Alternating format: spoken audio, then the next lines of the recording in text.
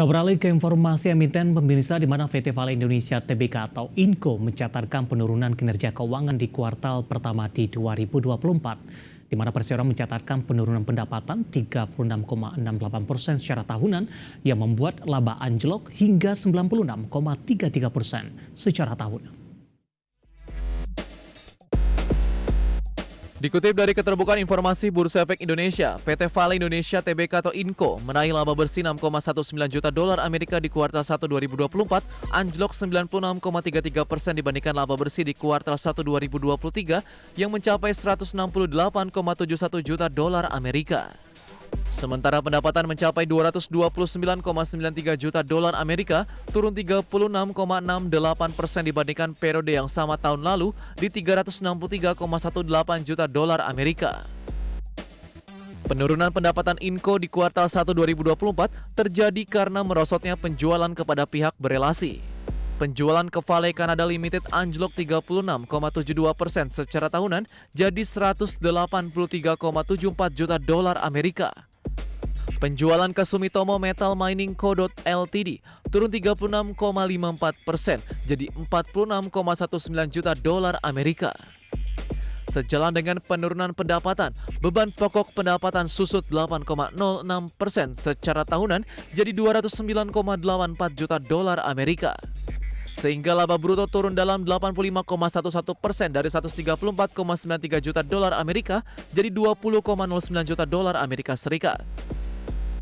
Dari sisi neraca keuangan, perseroan memiliki total aset 2,89 miliar dolar Amerika, turun dari posisi kuartal 1 2023 di 2,92 miliar dolar Amerika.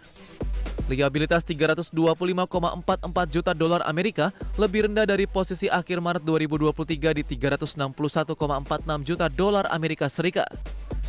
Ekuitas tercatat di 2,56 miliar dolar Amerika, sama dengan catatan di kuartal 1 2023.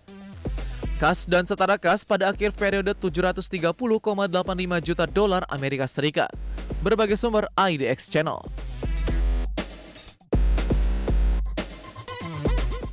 Di tengah perkembangan fundamental dari INCO, sahamnya mengalami tekanan di sepanjang perdagangan hari ini di tengah penguatan indeks harga saham gabungan bahkan tadi sempat tertekan ke Rp4.110 per sahamnya. Langsung saja kita ke grafis yang pertama pemirsa, kita akan coba lihat bagaimana pergerakan intraday-nya di sepanjang perdagangan hari ini.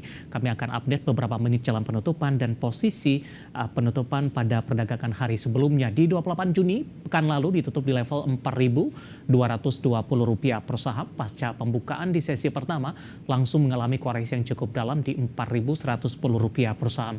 Sempat berbalik ke zona hijau ke 4260, namun di 1120 kembali ke zona merah bahkan tertekan di penutupan sesi pertama siang tadi di 4210 dan di pembukaan sesi kedua pemirsa ini melemah terbatas ke 4.220. Posisi saat ini di 4.200 melemah di 0,47%. Langsung saja kita ke grafis selanjutnya bagaimana pergerakan saham INCO di beberapa bulan terakhir.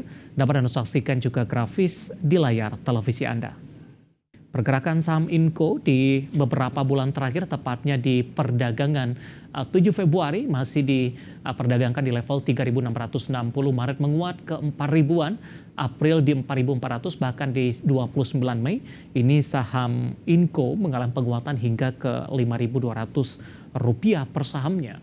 Namun antara perdagangan Mei dan Juni, tekanan terhadap INCO cukup hebat, melemah hingga ke 4.000-an dan di perdagangan Juni mencoba untuk bangkit ke 4.200-an dan hari ini kembali tertekan di tengah perkembangan dari sisi fundamental atau kinerja dari INCO di kuartal pertama di 2024. Nah, bagaimana dari sisi valuasi dengan beberapa indikator yang ada?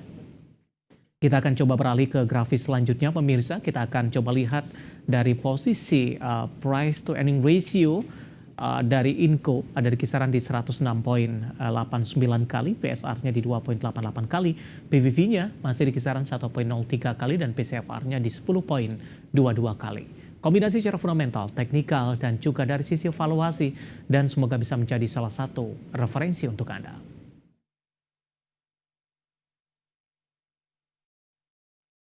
Kita akan jeda kembali dan tetap di tempat Anda karena setelah ini kita akan review bagaimana jalannya perdagangan di sepanjang hari ini. Indeks harga saham gabungan sudah kembali menembus ke level 7.100-an. Dan pemirsa kami akan segera kembali usai jeda berikut ini.